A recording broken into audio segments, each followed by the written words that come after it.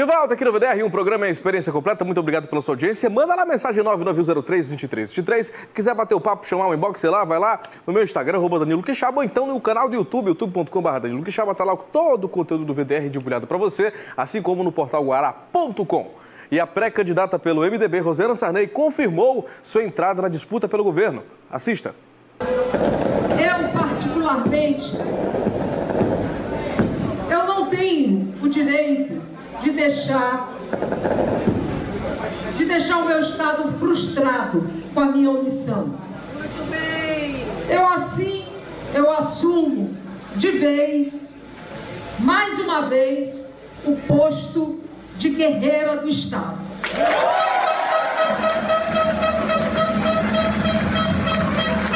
E coloco meu nome à disposição do partido e do povo do Maranhão. Estarei pronta com as minhas energias reforçadas para, de novo, enfrentar uma campanha eleitoral. A pré-candidata ao governo do Maranhão pelo PSL, Maura Jorge, ainda não cumpriu a coordenação do Tribunal Regional Eleitoral, que na semana passada determinou a retirada de outdoors, onde aparecem ela e o pré-candidato à presidência da República, Jair Bolsonaro, na Avenida Mário Andreasa. O outdoor continua exposto, como mostram as imagens aí, né? Mas a Maura também vai ter que pagar uma multa de R$5 mil, né, que foi colocada até então. Por outro lado, a pré-candidata recebeu o apoio de 2 novos partidos no fim de semana. As direções estaduais do PRTB e do PSDC fecharam acordo com o PSL e vão estar ao lado de Maura Jorge nas eleições de outubro. Meus amigos e minhas amigas, todo mundo sabe que o mais importante na vida é ter saúde, não é verdade? Porque com saúde a gente conquista o resto. E a melhor opção para você ficar tranquilo é o plano do Apvida. Hoje, a maior operadora de saúde do Norte e Nordeste, que cuida de você oferecendo modernas unidades de atendimento e tecnologia de ponta. No Apvida, você ainda conta com cobertura odontológica com clínicas credenciadas em todo o Brasil. Ligue agora e fale com um atendente no 3217-3402. Apvida é a solução completa para você ter sempre o mais importante, uma vida plena. Apvida faz bem para você. E ó, vamos agora começar. Atenção, chama lá a galera, vamos terminar de comer, bater panela, porque teremos agora reportagens especiais. No começo do programa, nós mostramos como é que está o julgamento do Corumbá. Mas como foi um crime absurdo que marcou o começo dos anos 2000, o nosso jornalismo preparou reportagens remontando esses atos hediondos que marcaram a história do Maranhão. E vamos começar pela história de José Vicente Matias. Ele, o próprio Corumbá, rememorado aqui na reportagem do nosso jornalismo. Confira com muita atenção. Às vésperas do julgamento de um homem que aparentava ter completa sanidade mental, surgem as dúvidas sobre o porquê de ter praticado tantas atrocidades contra mulheres. Estamos falando do serial killer Corumbá, o hippie que ficou conhecido nacionalmente por matar de forma brutal as mulheres que se aproximavam de sua vida. 6 mulheres de nacionalidades diferentes, idades diferentes e que viviam em diferentes cidades. Depois de muita busca e retratos falados, Corumbá foi preso. Como agir perante a justiça sobre este caso? Como o Código Penal brasileiro age diante de casos tão bárbaros? No Brasil, os números da violência só aumentam e a sensação de impunidade também segue o mesmo crescimento. Você dando uma lida lá na psiquiatria, forense, na psicologia também, você dá uma lida lá, você não tem um perfil específico, né? Determinado segmento da sociedade. Olha, esse menino que sofreu bullying vai ser um serial killer, esse menino que foi abusado na infância vai ser um serial killer. Eles fizeram uma avaliação serial killer. Por que serial killer? Porque comete os crimes em série, né? Por um longo período de tempo. Então, quando você começa a avaliar, você sabe que isso aí é básico, não precisa ser nem psiquiatra, nem psicólogo para entender isso, basta que você tenha uma prática jurídica, você vai observar que esse cara tem uma mente doentia, não tem nenhuma dúvida. Tanto é que para todos eles, a primeira providência da defesa é o que? Pedir um incidente de insanidade mental para um cara desse. E aí a polícia técnica, ou a perícia técnica, melhor dizendo, que vai avaliar. Em cima desse laudo é que vai se trabalhar. Para tanto, o papel da polícia e o processo de investigação é fator crucial que podem avaliar da melhor forma o modus operandi, por exemplo, deste cidadão sociopata. Tem um perfil sim, inclusive a gente diz que é o crime de assinatura. Ele está assinando uma modalidade de crime, só mata daquele jeito. Tem um que só mata com facada, outro só mata com paulada, outro só mata por esganadura, né? Outro só mata, no caso lá do Rio de Janeiro, lá do traficante, ele gostava de ver a vítima sofrer. Gostava de fazer a vítima sofrer. Então, era o tiro, ele dava um tiro certeiro na cabeça, outro dava um tiro certeiro na nuca. O outro era crimes que eles cometiam contra as vítimas potencialmente inferiores a ele, né? Porque normalmente o cara tem uma complexão física maior, por exemplo, crime contra crianças, crime contra mulheres. O cara tem um requinte de perversidade, requinte de crueldade, de uma mente doente mesmo. Então, ele faz a vítima sofrer bastante e depois ele mata só de uma determinada forma.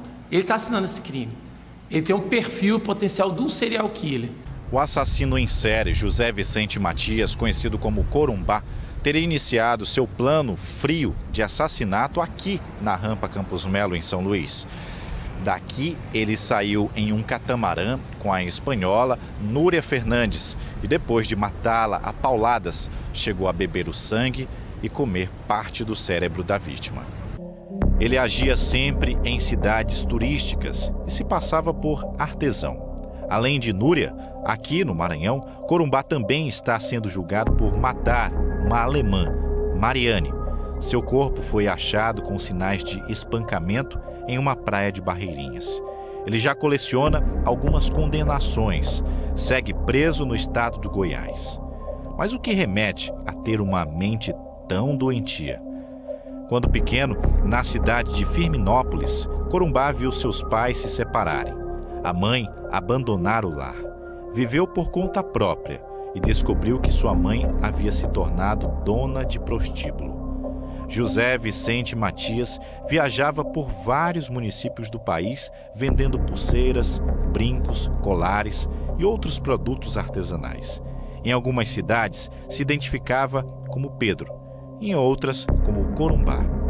Conversamos com esta psicóloga forense que dá detalhes de como age ou se forma um cidadão como este. Eles geralmente são inteligentes o suficiente, né? Geralmente a gente tem o serial killer que tem geralmente inteligência muito acima da média e ele consegue disfarçar muito bem um padrão de comportamento das outras pessoas. Por que eu digo padrão de comportamento? Por quê? O serial killer, a pessoa que tem, de fato, por exemplo, tendências homicidas e que ela comete crimes dessa natureza, ela geralmente não tem empatia, ou seja, ela não tem sensibilidade sobre a tua dor, ela não se importa com você.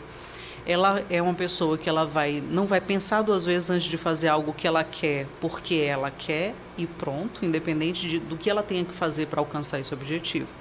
Se a gente for pensar que isso são pessoas, na verdade, apenas ambiciosas e frias, então a gente teria aí uma possibilidade de estar convivendo com vários serial killers, né? Mas a gente precisa de outras características específicas para que a gente defina alguém ou diga que alguém é um serial killer. Outra abordagem é de que forma a sociedade contribui para a formação de pessoas com esta patologia. Esta sede de matar e fazer o mal. Vivemos tempos modernos e cheios de atrocidades, mas segundo a psicóloga, os sociopatas nascem sociopatas. O sociopata nasce sociopata.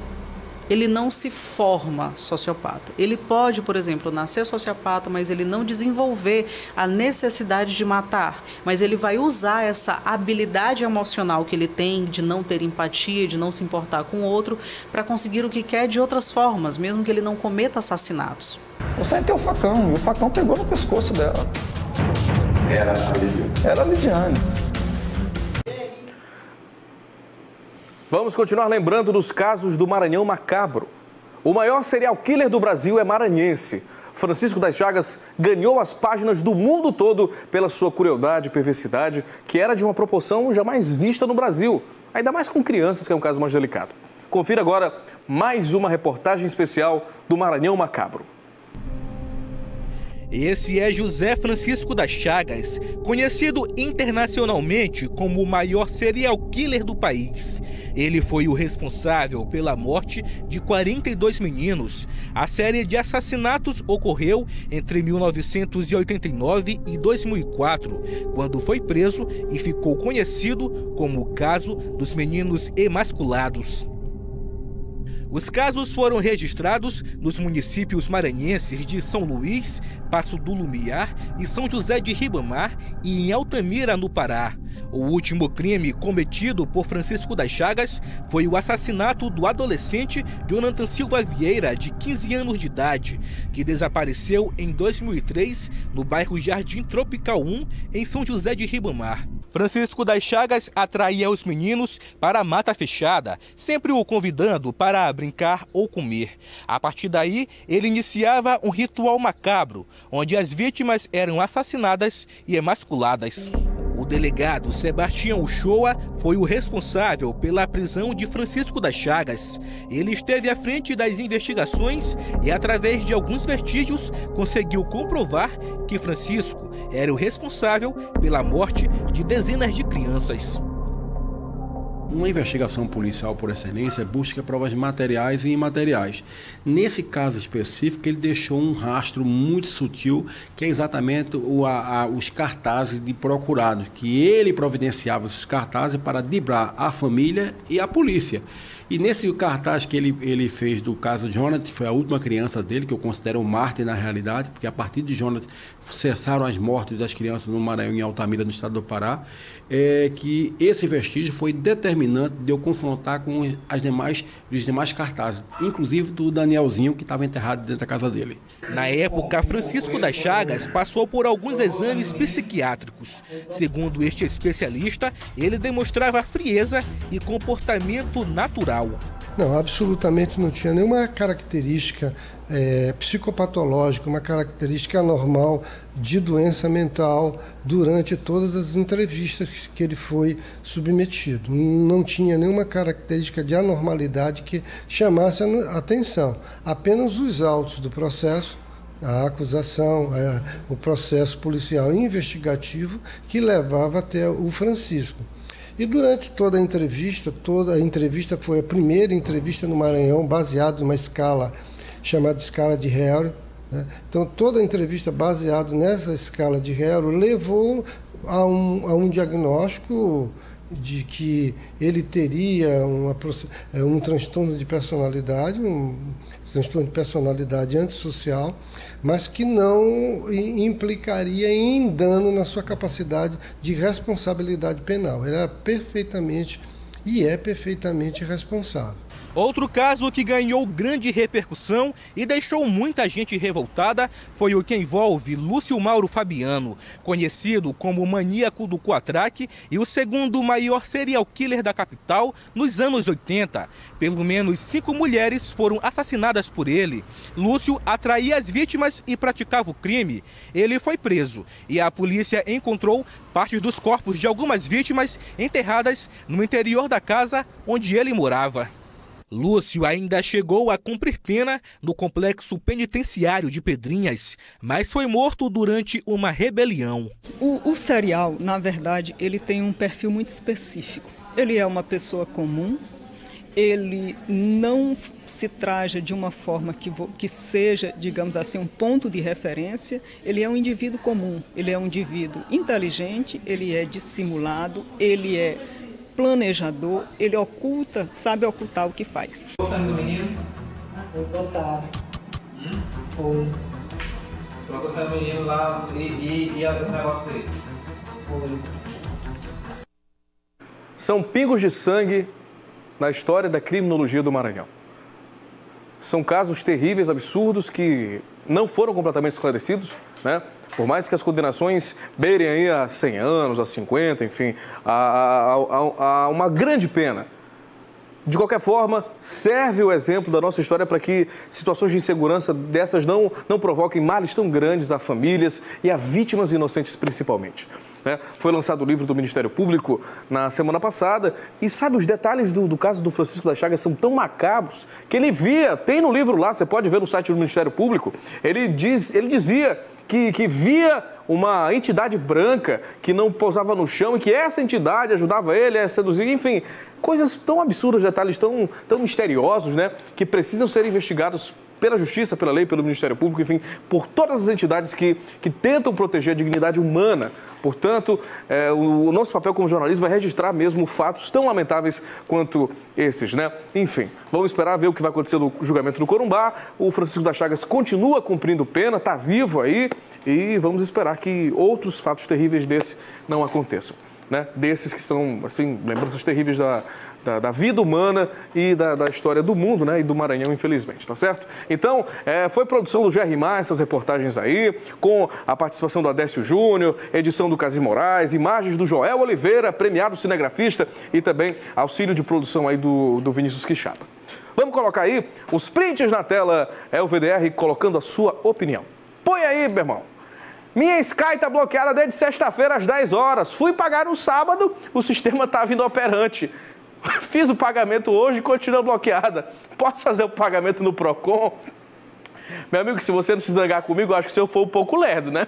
Porque o cara vai pagar uma conta sexta-feira, 10 da noite, né? Ele bestou um pouquinho. Mas não vou colocar a culpa para você. Você pode mandar um inbox pro Fábio Porchat e pra Gisele Bündchen. Ou então pro J Quest, que é a propaganda da Sky. Aí tu pede pra voltar o sinal. Tô brincando, cara. Claro, você pode reclamar no Procon, mas dá um tempinho, dá umas 24 horas pra ver se compensa o boleto. Porque não é assim, né? É automático, né? Você pode ligar pra lá e tentar resolver, mas o Procon prontamente pode aí ajudar na sua situação. Próximo print. Olá, Danilo, um abraço. São Paulo. E esta bela imagem foi ontem ao nascer do sol em Pinheiro. Danilo, a situação lá tá crítica. Quem sai daqui de São Luís não estranha nada porque tem buraco igual aqui, tá certo? Pinheiro, cidade linda, o melhor carnaval do mundo. Olha que sol maravilhoso, bicho. Não merece o que tem no chão, né? O cara olha pro céu, é bonito ver na terra o buraco. Mas, ó, chega de desgraceira, vamos começar a parte Talk Quixaba. No próximo bloco, aguarda aí, tem, lógico, aquela entrevista que você conhece. Só um minuto.